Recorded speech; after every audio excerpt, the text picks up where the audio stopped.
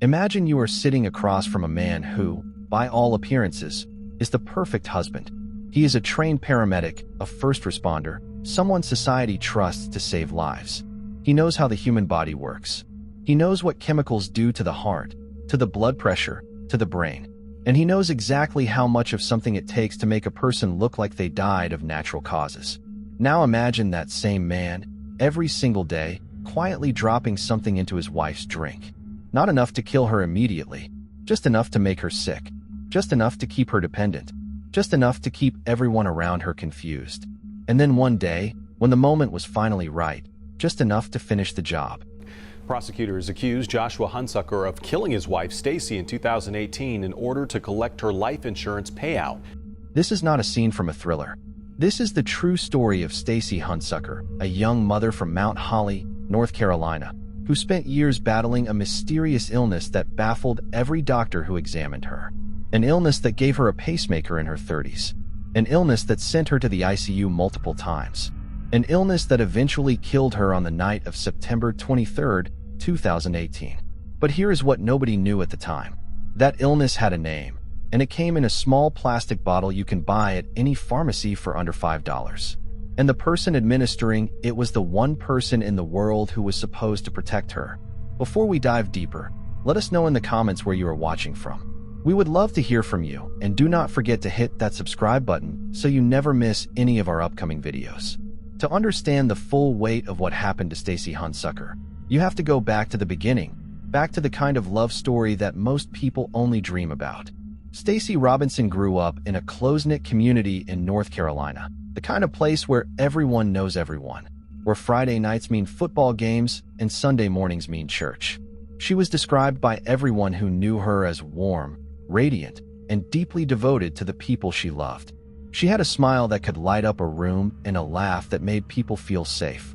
She was the kind of woman who made everything feel a little more like home. She met Joshua Hunsucker the way a lot of great love stories begin, young and full of hope. They were high school sweethearts, and when they found their way back to each other as adults, it felt like destiny. Joshua was charming and ambitious. He had built a career as a flight paramedic with Atrium Health's MedCenter Air, one of the most respected air medical transport services in the Carolinas. He worked on helicopters. He saved lives. He was, by every outward measure, a hero. The two of them got married in 2010 and settled into a new home in Mount Holly, North Carolina. From the outside, it looked like the perfect American dream. Two people in love, a beautiful home, and a bright future stretching out ahead of them. But behind that picture-perfect surface, something sinister was already beginning to brew. Not long after their first daughter, Piper, was born in 2013, Stacy began experiencing strange and troubling medical symptoms. Her heart rate would drop to dangerous levels. Her blood pressure would fall without any clear cause. She struggled to breathe. She went to doctors, and they ran tests. They examined her thoroughly and found nothing that could explain what was happening. For a young woman with no prior history of serious cardiac conditions and no family history of heart disease, these episodes were deeply confusing to the medical community. Some chalked it up to postpartum complications. Others suggested thyroid issues that sometimes arise after childbirth. But no matter what the theory was, no one could find a definitive answer. And while Stacy was fighting this invisible battle inside her own body, something else happened in July 2013 that would shake the entire family. Their home caught fire.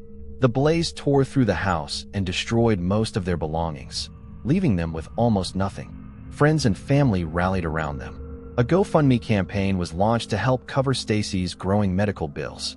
On the surface, Joshua appeared to be the devoted husband, standing by his wife's side through crisis after crisis. But the crises kept coming, and they were only getting worse. In 2014, after the birth of their second daughter, Willow, Stacy was hospitalized again. This time, her heart rate and blood pressure dropped to levels so severe that she was admitted to the ICU. The doctors who treated her were baffled. Here was a young, otherwise healthy woman in her early 30s being brought to her knees by a cardiovascular system that seemed to be failing without any clear medical explanation. They stabilized her, sent her home, and hoped the episodes would stop. They did not stop. In January 2015, Stacy was admitted to the hospital once again. And this time, the situation reached a terrifying new level. Shortly after being settled into her room, Stacy went into full cardiac arrest. Her heart stopped completely. Doctors and nurses scrambled to resuscitate her, placing her on a ventilator to keep her breathing as they worked to bring her back. They succeeded in saving her life that night, but what came next stunned the entire medical team. The decision was made to give Stacy Hunsucker a pacemaker. She was in her early 30s. A pacemaker is a device most people associate with the elderly, with patients who have lived decades with deteriorating heart conditions. For a woman Stacy's age, physically active and otherwise strong, this was almost unheard of. But her heart had become so unreliable that the doctors felt they had no other choice. From that point forward, Stacy lived with a pacemaker in her chest. And from that point forward, every new episode, every hospital visit, every scare was filed away under one neat explanation: her heart condition. No one looked deeper. No one asked why a perfectly healthy young woman had developed such a catastrophic cardiac condition in the first place. No one, that is, except the one person who should have had the least reason to be suspicious: her mother, Suzanne Robinson. Suzanne had watched her daughter suffer through years of illness that never made sense to her. She had sat in hospital waiting rooms and held Stacy's hand through recovery after recovery. And even as the doctors provided their explanations, something in Suzanne's gut told her the story was not complete. But at that point, there was no evidence. There was no reason for anyone to point a finger. There was only a mother's instinct, quietly and persistently refusing to be silenced. Then came the night of September 23, 2018. Joshua Hunsucker called 911 at some point that evening and reported that he had found his 32-year-old wife unresponsive, not breathing, and turning blue. First responders arrived quickly and rushed Stacy to the hospital, but the doctors could not save her. Stacy Hunsucker was pronounced dead upon arrival. Given her documented medical history and the presence of a pacemaker, the cause of death was presumed to be cardiac in nature. There was no immediate investigation. There was no autopsy ordered. To the system, this was a tragic but not entirely surprising conclusion to years of heart trouble. The case was closed almost before it was opened. But even as the community grieved and those around Joshua offered their condolences, the man himself was already making decisions that would later seem deeply, disturbingly revealing. Joshua refused to allow a coroner to perform an autopsy on Stacy's body. He cited personal reasons, telling people he did not want her body cut up. On its own, that might be dismissed as grief. Some families do refuse autopsies, particularly for religious or emotional reasons. But Stacy was a registered organ donor. She had made that choice herself, that in death, her body might give life to others. And even knowing that, even having that conversation on record, Joshua Hunsucker pushed back against any further examination of his wife's remains. Then, just 48 hours after Stacy died, her body was cremated. In less than 2 days, any physical evidence that might have existed inside Stacy's body was gone, turned to ash. And within that same 48-hour window, Joshua filed claims on 2 life insurance policies. Together, those policies totaled $250,000. He was listed as the sole beneficiary on both. Within months, the money began to move. Joshua paid off the mortgage on the family home. He purchased a boat worth approximately $100,000. And he began spending time with a woman who investigators would later determine had been his girlfriend before Stacy's death. Within 6 months of burying his wife, that girlfriend had moved into the home Joshua had shared with Stacy. She was now living under the same roof as Stacy's 2 young daughters, sleeping in what had been Stacy's bedroom, existing in what had been Stacy's life. His co-workers at Atrium Health's Medicine Air would later tell investigators that they never once saw Joshua Hunsucker grieve. Not a moment of visible pain. Not a single conversation about missing his wife. He moved forward with the kind of ease and lightness that struck everyone around him as deeply wrong. The darkness brewing beneath the surface was becoming palpable to those paying attention, but the world had not yet caught up to what Suzanne Robinson already felt in her bones. By May 2019, 9 months after Stacy's death, Suzanne Robinson made a decision that would quietly change everything. She contacted the North Carolina Department of Insurance and filed a formal complaint, accusing her son-in-law of insurance fraud. It was not a murder allegation. Not yet. It was a mother refusing to let the numbers add up in silence. That call reopened a case that everyone else had considered closed, and it set into motion an investigation that would completely rewrite the story of how Stacy Hunsucker died. Investigators began looking more carefully at the timeline and at Joshua's behavior, and the first thing that stood out was something that should have raised alarm bells from the very beginning. His story of what happened the night Stacy died kept changing. In his initial statement to police, Joshua said that before finding Stacy unresponsive, he had stepped outside to check on the cars because there had been recent break-ins in the neighborhood.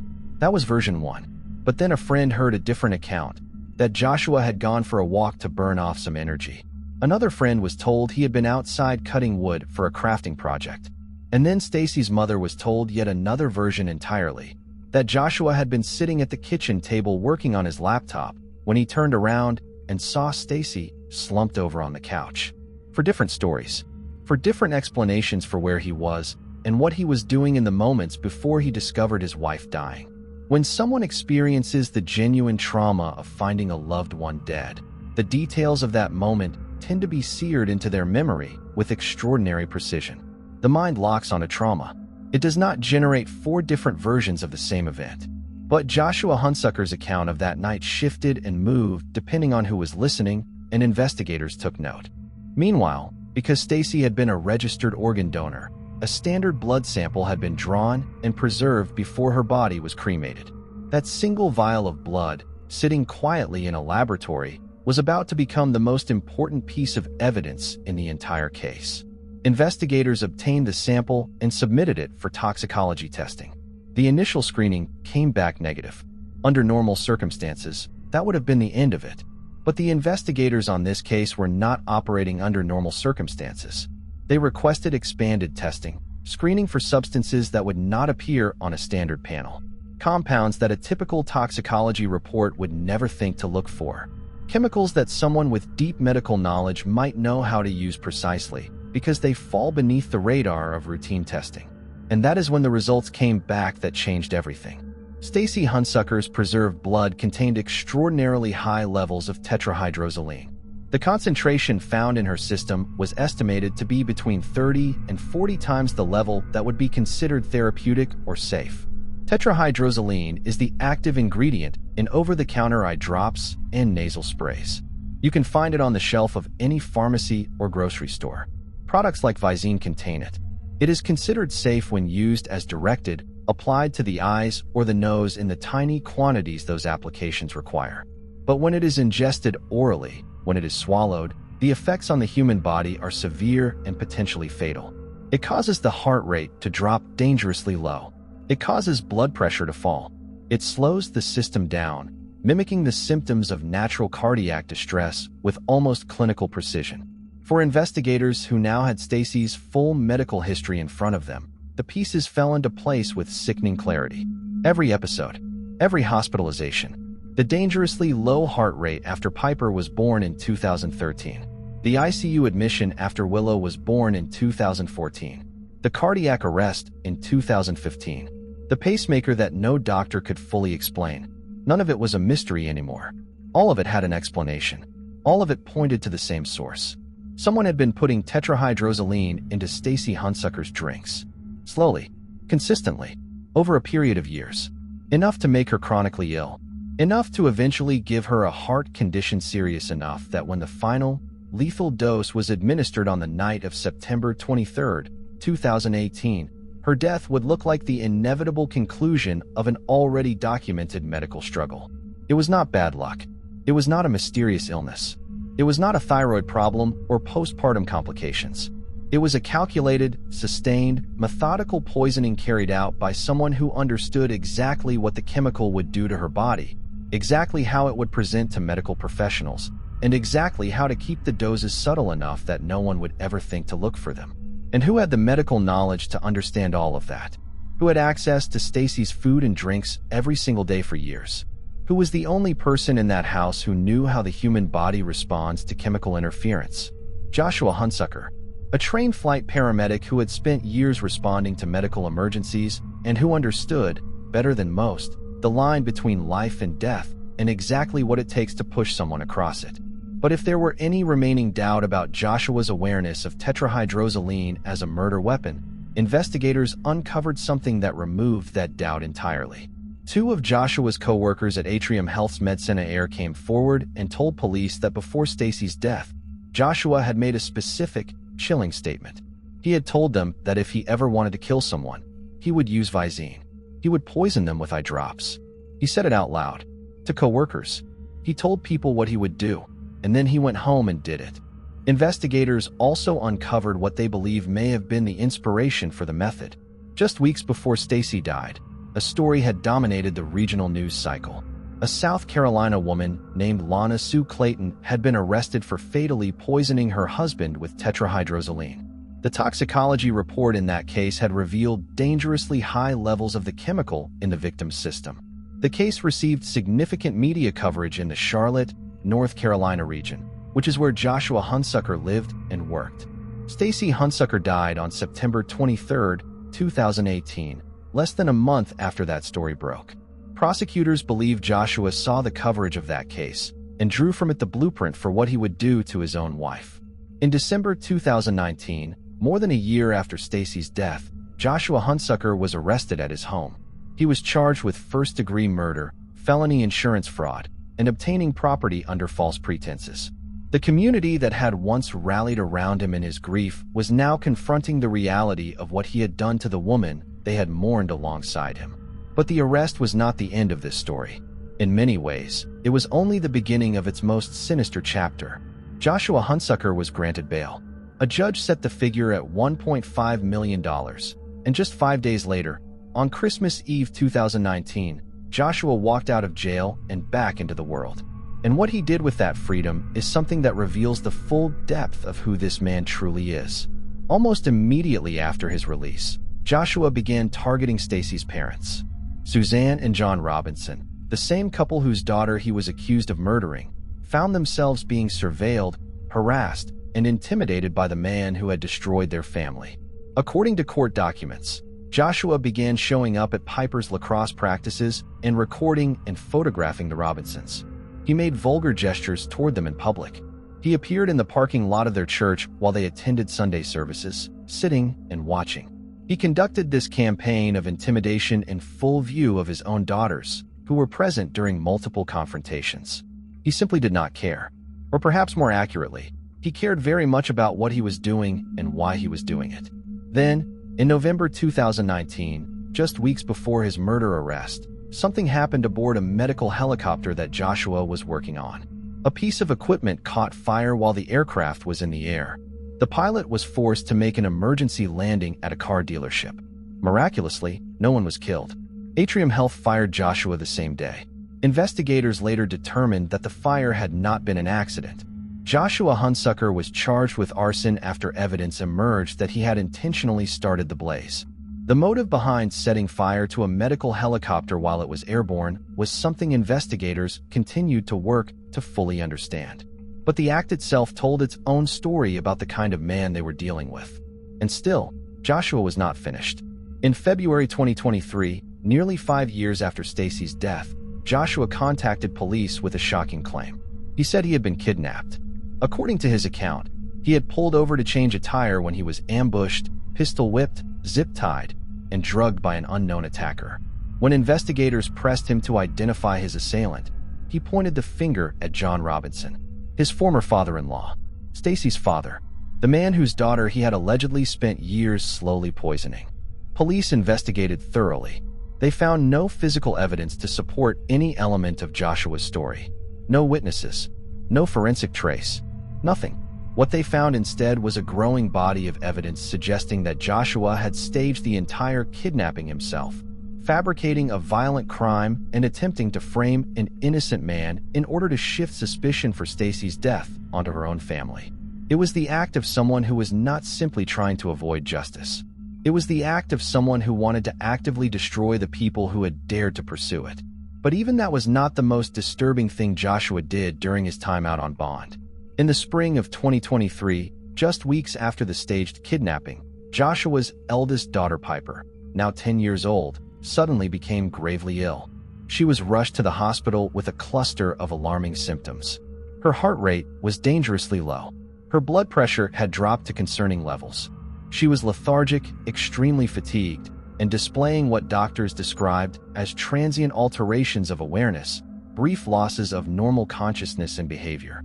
She was a 10-year-old child, and she was presenting with the exact same profile of symptoms that had plagued her mother for years before Stacy's death.